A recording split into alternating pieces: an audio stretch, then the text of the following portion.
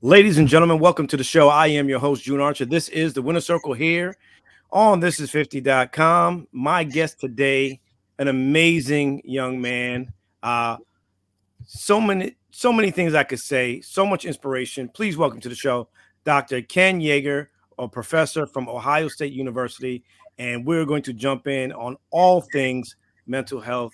But Dr. Yeager, welcome to the show. How are you today? I am very well. It's a pleasure to be here. Thank you for having me. I want to start by asking you throughout this pandemic, you have been creating things for people to help them navigate, but how have you been throughout this pandemic? Well, it's been very challenging. Um, the program that we run at the Ohio State University Wexner Medical Center, we started 13 years ago, and it was designed to take care of healthcare providers. The problem was it was not designed to take care of healthcare providers during a pandemic. Hmm. So the program had to adapt very quickly, as all of us did. It had to grow very quickly. We had to scale it to a point where we were able to provide the support needed for a very large academic medical setting during very, very challenging times. Hmm. Understood. So I want to start from the top because a lot of people, there's so many myths and misconceptions about mental health. But if you can, I want to rewind before COVID and before the pandemic. Approximately how many Americans battle with or are affected by mental health issues? Oh, that's a great question. So, pre pandemic, the national average for, let's say, depression and anxiety, and then depression and anxiety combined, ranged between 12 and 17%. Mm, Now, that's a good number of the population. It's a couple million, on any given day struggling with anxiety and or depression. However, in 2020, the National Center for Statistics partnered with the Census Bureau, and they did what is called the Pulse Survey, which has been done every 5 years for a number of systems throughout the decades. And in that survey, the national average was 30 to 43% of Americans experiencing anxiety and or depression. Now, that's an astounding jump, and the numbers have held at that point. So, during the height of the pandemic, at the time of the Pulse survey in early spring 2020, Mississippi, for example, ranked 43% reporting anxiety and or depression. 43%. Now, Ohio was about a third of individuals reporting anxiety and or depression. Where you are in New York, again, same thing, about a third. Interesting, the state with the lowest levels of anxiety and depression at the time of the Pulse survey was Hawaii. Probably not a surprise to anybody.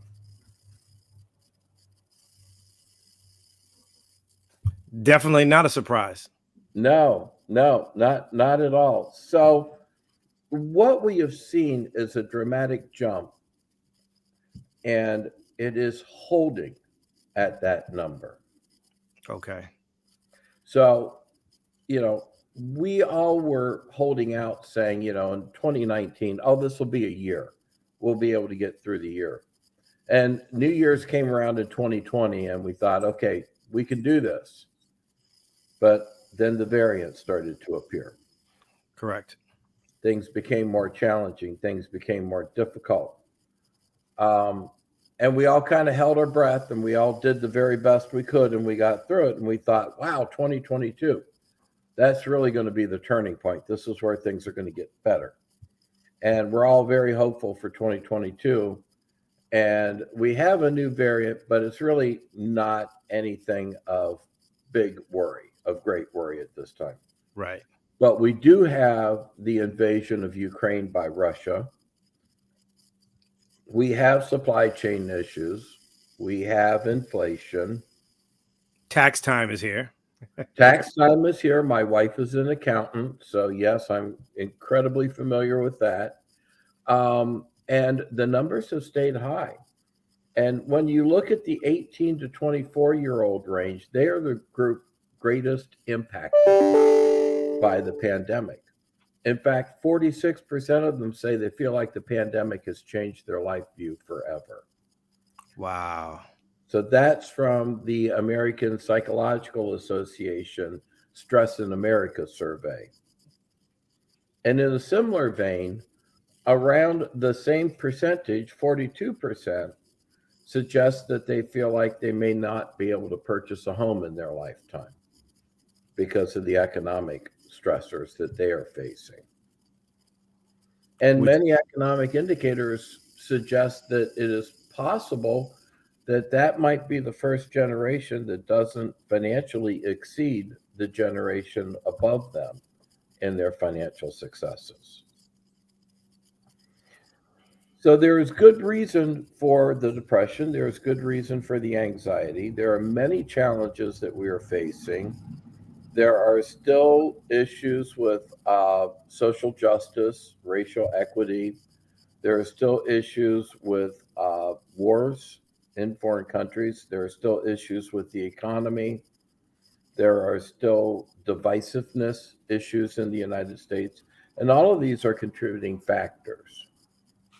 And when you think about factors as such, we begin to think about how far out will it take for this to adjust. And there are a couple of other problems that we have going on. The Surgeon General suggested that we are in a mental health crisis in the United States, right. that it's in part fueled by the pandemic, but in part it's fueled by a mental health system that has not been invested in for 30 years. Wow. That's something to think about. And when you Right. say invested, it means we have not pooled any resources, money, education into this space. We have not. Very little money has gone into this space. At the worst point, which was about 5 years ago, for example, in the state of Ohio, when I re- received my license many years ago, when I graduated from the university, pterodactyls were still flying around. Um, but mental health was 16% of the state budget. Mm. 5 years ago, it fell below a 1%. It was less than 1% of the state budget was dedicated to mental health. Now, I will say that we have a very progressive governor in the state of Ohio who has invested in mental health. And our numbers are probably better than, I would say, two-thirds of the United States because of this investment. But in general, since the mid 2000s, over 50% of the addictions treatment centers have closed because of a lack of investment. The same is true for mental health treatment facilities. Mm. So, what we have is the opiate epidemic coming in at the same time that we don't have treatment facilities available to treat those individuals who have become addicted to the opiates, either through introduction through sports injuries, which is a large number, or chronic pain issues. Um, and we just don't have an infrastructure to treat them. How important is it, Dr. Yeager, that we kind of get back to or introduce the mental perspective that we need to, if not for the older generation, who we were kind of taught you get through, like you put your head down and you go through, but for our young people to invest in their future as it pertains to mental health, if we're losing them at an alarming rate, how important is that, Dr. Yeager? Okay. June, I want to focus on one thing that you said there. We're losing them at an alarming rate. Every 3 seconds in the United States, somebody ends their own life by suicide. Or I'm sorry, every 3 minutes in the United States, somebody ends their life by suicide. Every 3 minutes. That is heart wrenching. When we talked about anxiety, the average time from the onset of anxiety to treatment for that anxiety is 16 years. Wow.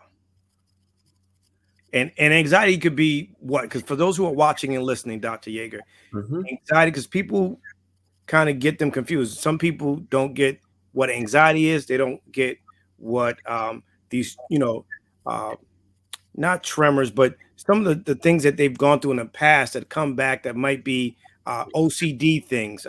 They might be things that are PTSD. Like, what are some of the ways that people are affected that affects their mental health? I just wanted people to be clear so they get a better picture of why this is important.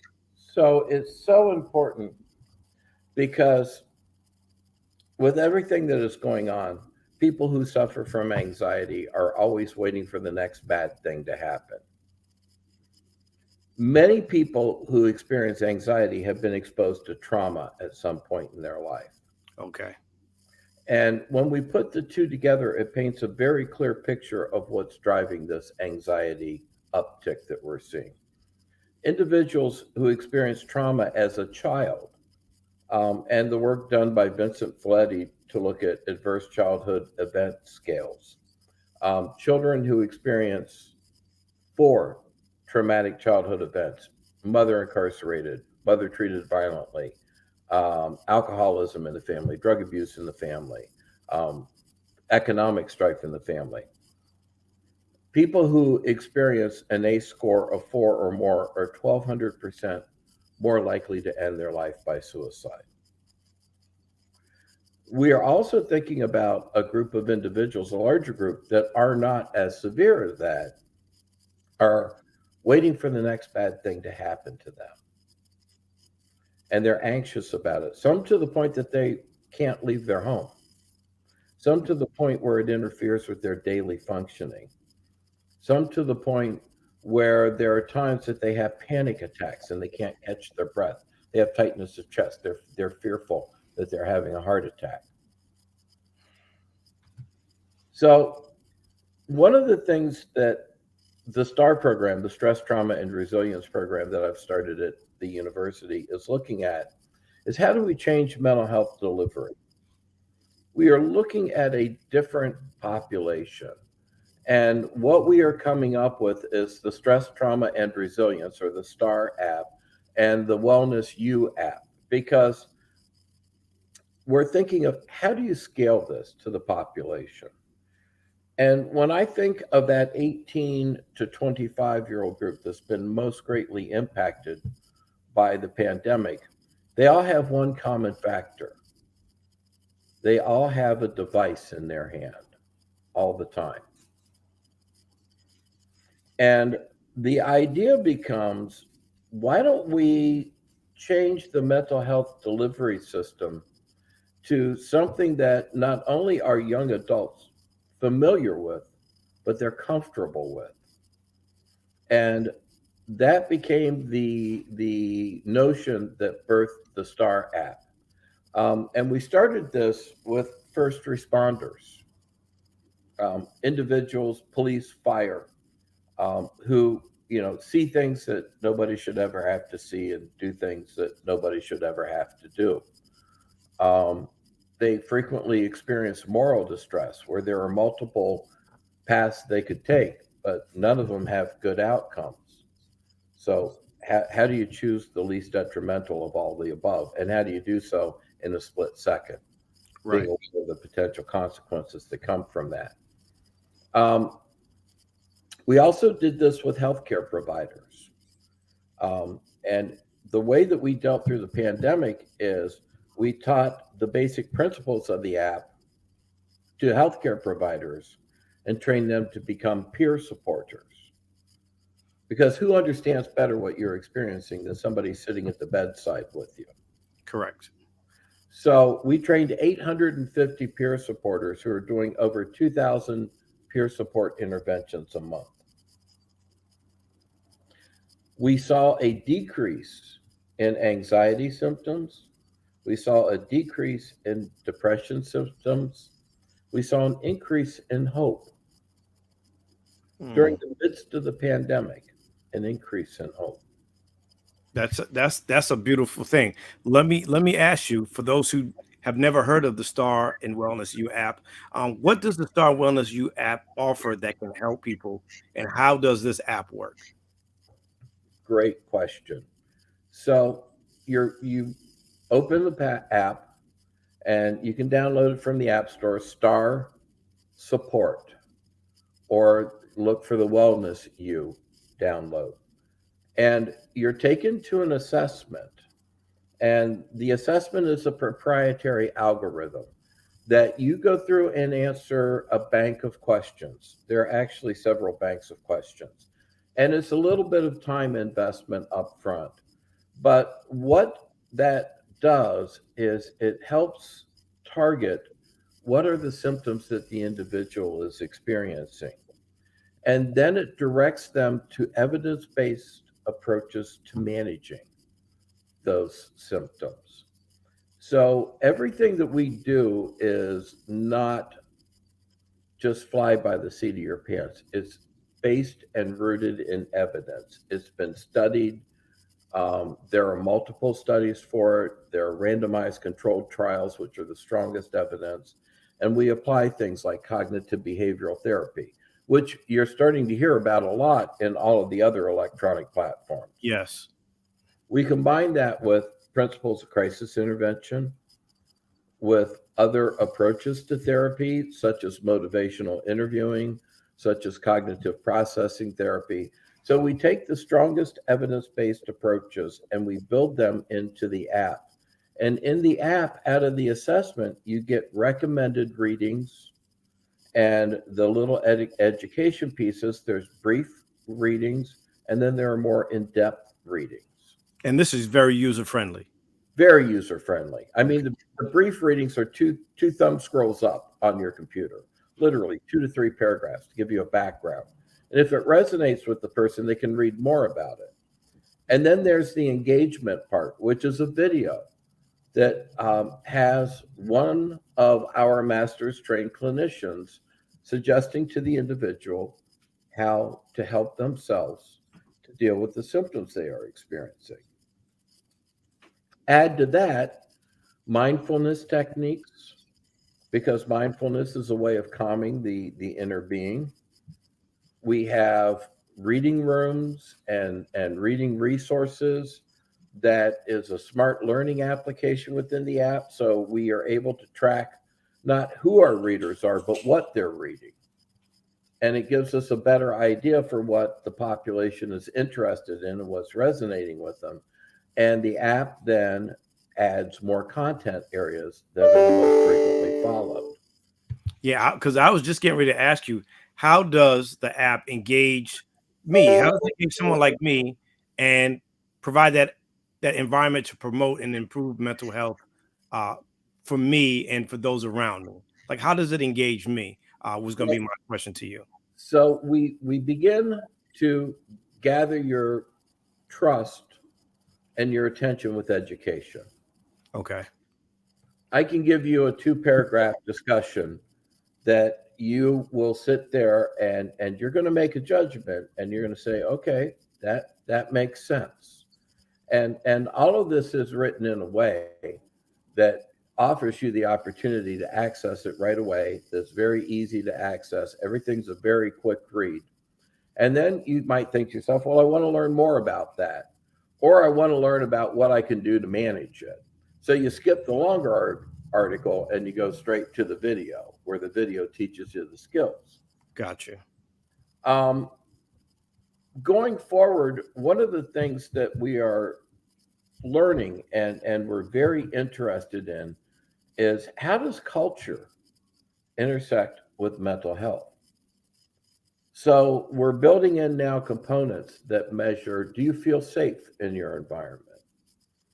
Is your environment at home supportive? Is your environment at school supportive?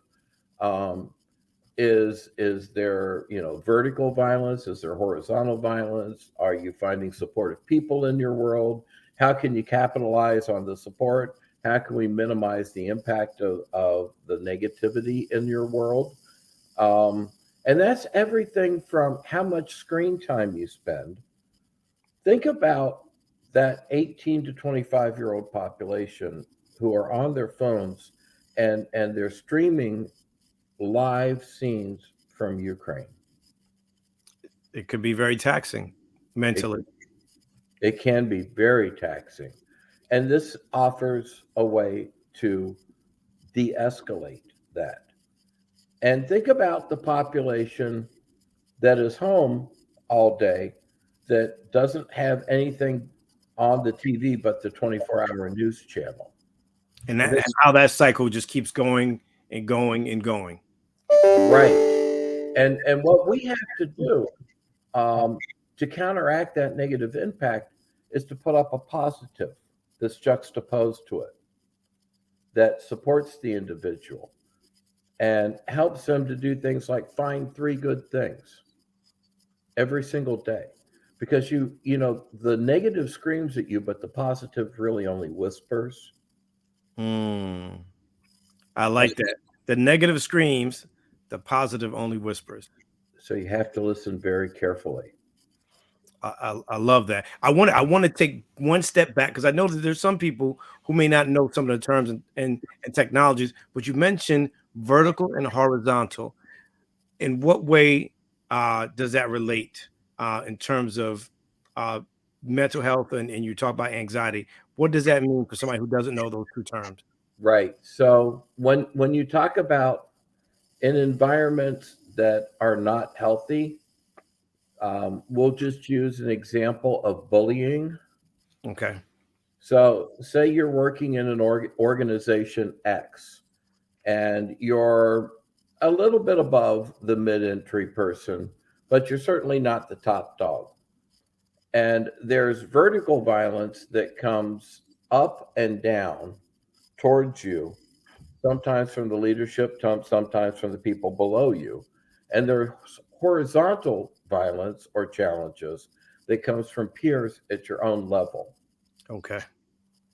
So some of it is, directed when maybe you find yourself in a toxic work environment or a toxic school environment. We think about individuals on social media all day. And there's really, when you think about bullying today, it used to be when I was in school, school was over at 3 in the afternoon. But with social media, the connection is never over. It's never over. It's never over. I want to pivot. How does stress and anxiety in school or work impact us, or even secondary points of impact like family, coworkers, and my productivity as it relates to stress? Well, it's fascinating that when you you think about the impact of stress and trauma on people and how does that impact the brain? Well, the reason that the negative screams at you and the positive only whispers is that we're hardwired for survival. Mm, And, our bodies are hardwired to understand what could take us out. It comes all the way back from the Neanderthal time, where the least sophisticated area of your brain, the hypothalamus or the brainstem, controls the fight or flight mechanism. And when your brain kicks into the fight or flight mechanism, the bandwidth in your cerebral cortex, your logical, your rational, your thinking brain narrows. mm, You can't think critically. You right. can only think about how do I survive? How do I get through this? And, June, we've seen this with school kids that have been diagnosed with attention deficit disorder. that now we understand are living in a home environment where there's domestic violence, where there's drug addiction, where there are all kinds of factors. And if the child doesn't have the basic needs of food, water, shelter, and safety, they can't learn in school. They And those can are just the basics. Those are just the basics, Dr. Yeager. correct. And Right. if they can't meet those basics, they can't pay attention in class. They can't learn. And under those issues, under those circumstances, it requires more than just a diagnosis of attention deficit. It requires really helping that child to find safety. Now, this is true of college students. I don't know about you, but there are many, many, many poor college students that were barely getting by when they were in school. And there are difficult times in those freshman and sophomore years where individuals have the potential to be traumatized. They have the potential to be bullied. They have the potential for bad things to happen to them. And again, the fight or flight mechanism takes over and they're trying to get by, but their executive functioning, the ability to focus on their assignments and to learn, falls by the wayside because they're Right. busy focusing on surviving. So it impacts the individuals, but it impacts family members when individuals aren't working to their full capacity. When an individual is experiencing anxiety, it is very difficult for them to communicate to their family what they're experiencing. So instead of being able to accurately articulate what's happening with them, they shut down. And when a person is traumatized, there are five key elements that tie into that trauma, and they're predictable behaviors. So when you're traumatized, the first becomes hypervigilant. Is Hmm. something else bad going to happen? Right. The second is a pattern of avoidance. Well, let me avoid the people, places, and things that remind me of that bad thing because I am hypervigilant, by the way. If you can't avoid it, you try to control it. Right. And if you can't control it, you don't know who or what to trust. And if Mm. you don't know who or what to trust, then intimacy fails and you can't articulate to others what you're experiencing. The app is designed to teach the individual the mechanisms to deal with those challenges. And it's really interesting in our research because of stigma and mental health that very busy times on the app occur from 10 or 11 at night till 2 in the morning. Because people are up, their mind is racing. People are up, their mind is racing, they don't know what to do, they don't know where to go, but they understand that this app is available and they try using it. And that's when we start seeing the impact. Mm. So another question for you that I want to get as many as these in here as possible. What do participating companies and schools need to understand, those who are working on getting the Star app and Wellness U app, to become and remain effective supporters of the app for their students and for their employees? So, this is where the rubber meets the road. You want to have a healthy workforce. We understand now that for every dollar you invest in mental health, there's an $8 return on investment. Hmm. So if you're owning a corporation and you're wondering what's my best return on investment, investing in the mental wellness of your employees is probably the single most important investment you can make. Because that builds and boosts productivity.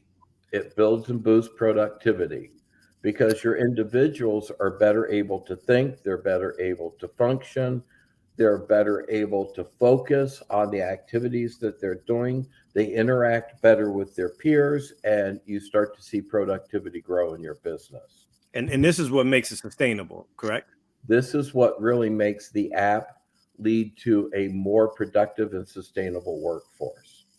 And this is a growing concern. in the United States. People are job hunting at an outrageous rate.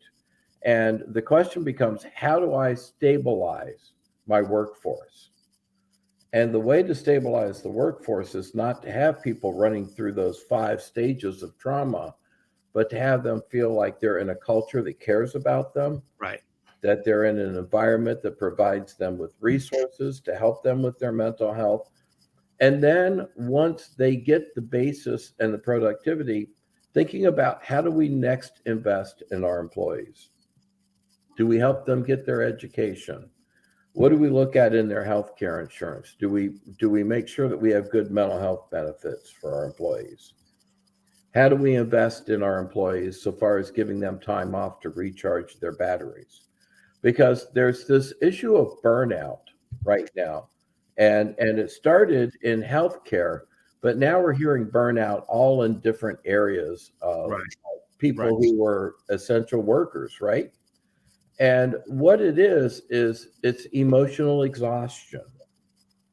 Can the person recharge their batteries in the amount of time they have off?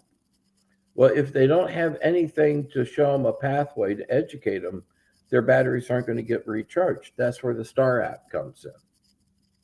They can do it on their time off. They don't have to talk to anybody about it. They can explore it at their own will. The employer can support that. The employer can recommend that, but it's up to the individual to go there. Number two is depersonalization. When a person is burnt out, they don't interact well with others. They become cynical. They don't trust. Avoid interactions with people. This is particularly true of the younger generation that oftentimes is frightened with face to face communication. So you want to think about how can I minimize depersonalization? Oh, the app helps with understanding the culture where I work and assess the cultures, and it makes recommendations of what I can do to help myself to become more engaged and interactive in the environment. So we want to deal with emotional exhaustion, depersonalization, and lack of a sense of accomplishment is the third factor of burnout. So if you're going to work and you're just basically getting by, you really don't have a sense of accomplishment. And many of us seek jobs in areas that we feel are important contributions to society.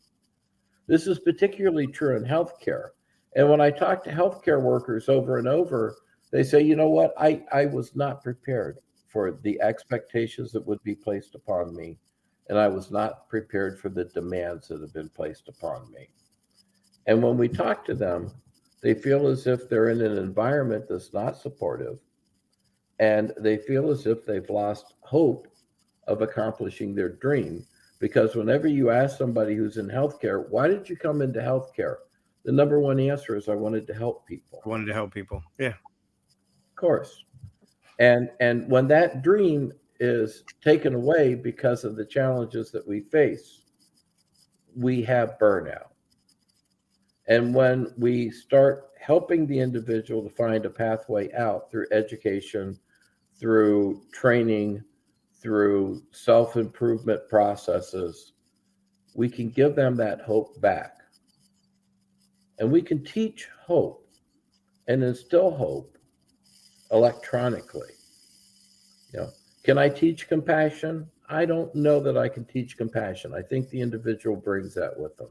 Can I teach empathy? Can I teach sympathy? To some degree, but really not there. But can I give hope? You betcha.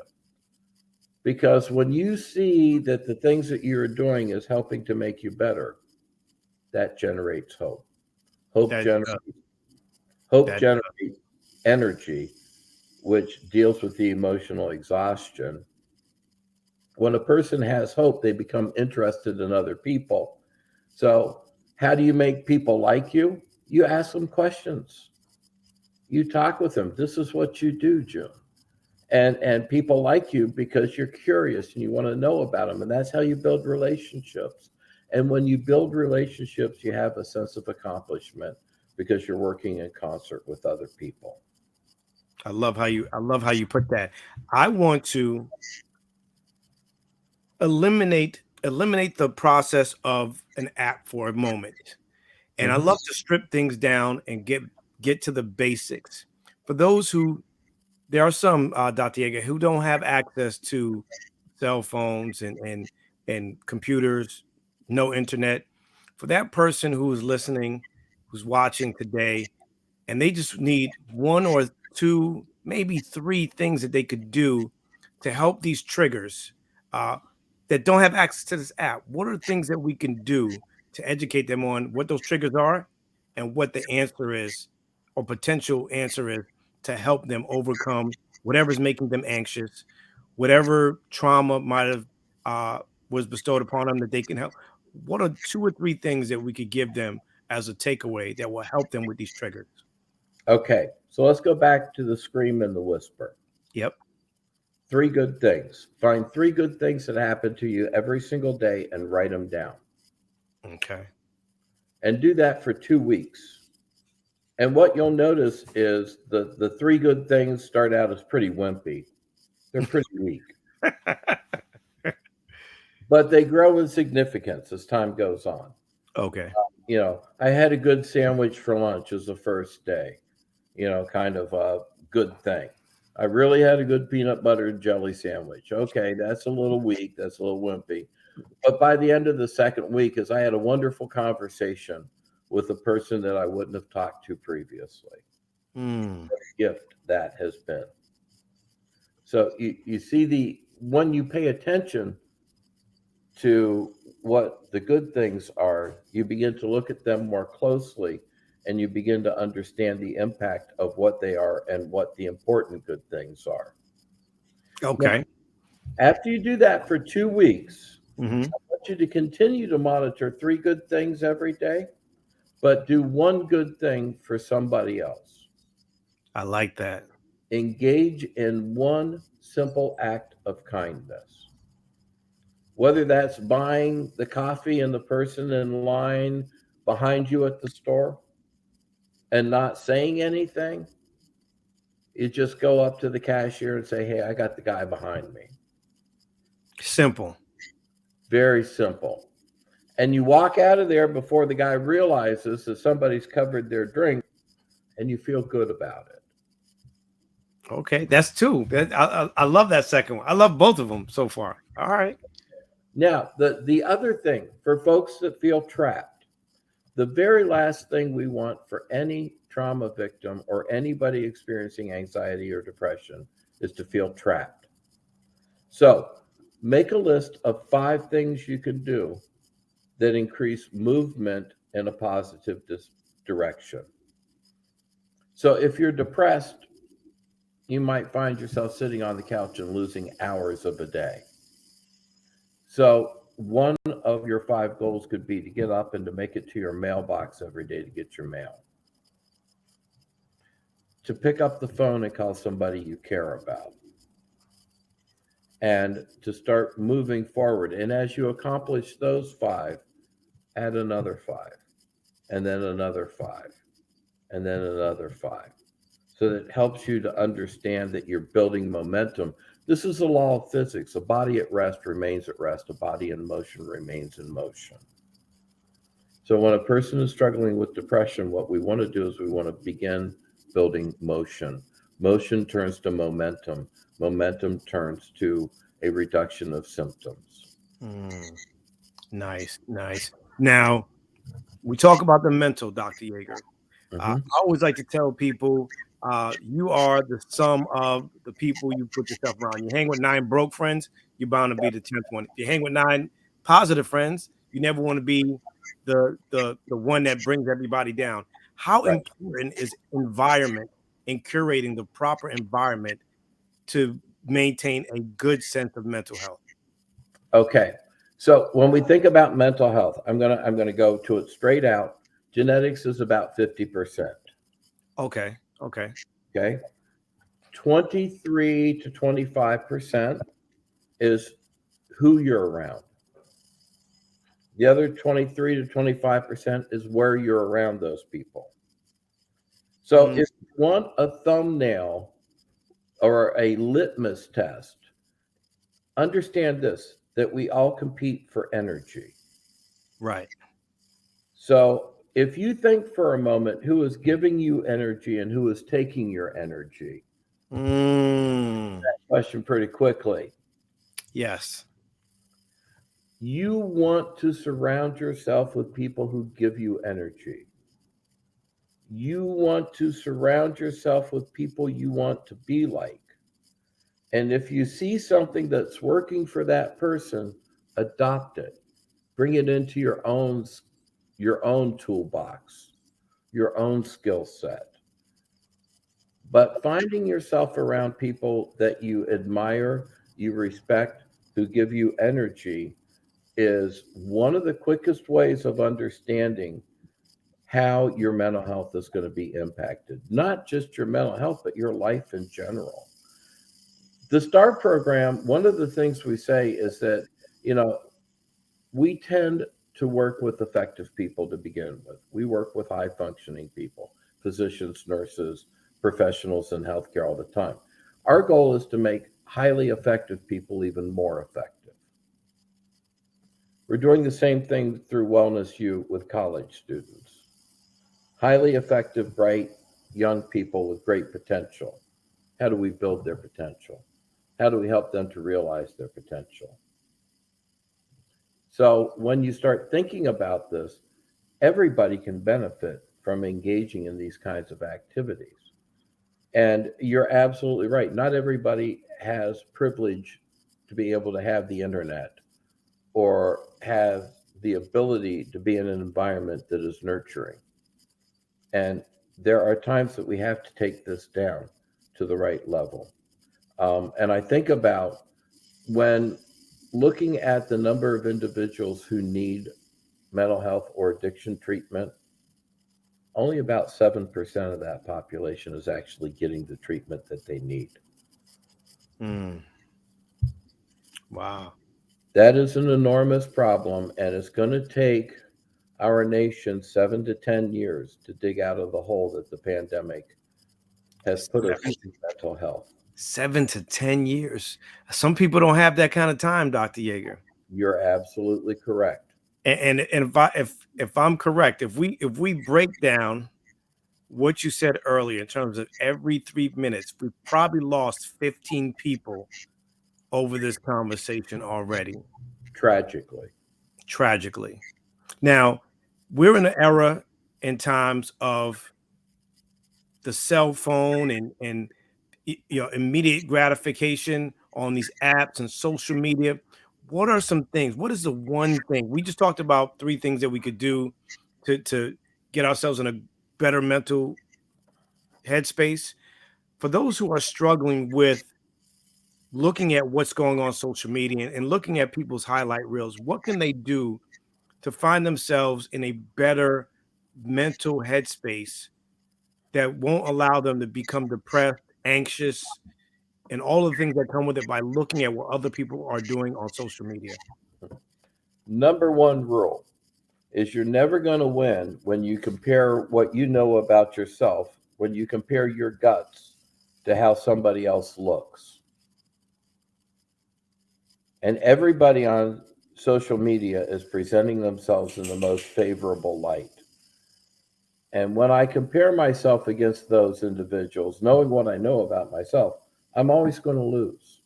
Mm, So understanding that what is portrayed out there is not always the exact picture of what is occurring is a really important thing to understand. And that just because you don't look a certain way or you don't dress a certain way or you don't speak a certain way or act a certain way doesn't mean you don't have value, dignity, and worth. If it is becoming overwhelming, turn it off. Go simply. away from it. Just very simply. There's a ton of research that has been done during the pandemic about the positive impact of nature on mental health. Go to the park, watch the birds, watch the flowers come up and bloom. Spend at least an hour a day outside walking. a minimum of 30 minutes a day of movement. 7,000 steps increases cardiac efficiency remarkably. So get outside and move and walk and put the phone down, disconnect, and understand that there's got to be me time. And Mm, me time is different than online time or on time because we're always on time. You know, I'm on the phone or the internet right now with you having this discussion. I was on checking my emails. Even when I'm driving down, I'm texting because I have my car set up to where a text comes in, it reads it to me and I reply back to it. You know, you have to take time to get away and you have to take time to find the beauty in the world. And the safest and quickest way to do that is to get out in nature. Dr. Yeager, that was profound. I know for some it may go over their heads because we're so immersed in this, but I really appreciate you sharing that. For those who want to know more about the Star app and the Wellness U app and resources, where can they go, and how can we find a way to see what you're working on next? So they can go into the App Store and look for the Star app and the Wellness U app, or they can look at accentushealth.com. So Accentus, ACCENTUSH, health, HEALTH.com. And the app is available for both iOS and Android devices. They're very quick downloads. They're very intuitive, very easy to use. So again, go to accentushealth.com to learn Dr. more. Yeager, you are amazing. I look forward to many more conversations. Ladies and gentlemen, that is Dr. Yeager, uh, an amazing professor at Ohio State University, the man behind the Star app and Wellness U app. Here, please listen to what he says. Take some me time. Sometimes you have to just take a moment to give yourself three positive things. Three. He shared so many gems today that I hope you'll take a listen to and share with someone. Dr. Yeager, we love you. We appreciate you. Thank you so much. And we look forward to having the opportunity to have this conversation again. Um, I can't say it enough. There are a few things that I learned that I'm going to adopt and adapt to after this conversation. And I thank you. Ladies and gentlemen, my name is June Archer. This is the Winner Circle. Motivate you. Thank you so much for tuning in. God bless you. And never forget the opportunity to tell somebody that you love them because it may be the last time you have the opportunity to do so. Thank you for joining us. Good.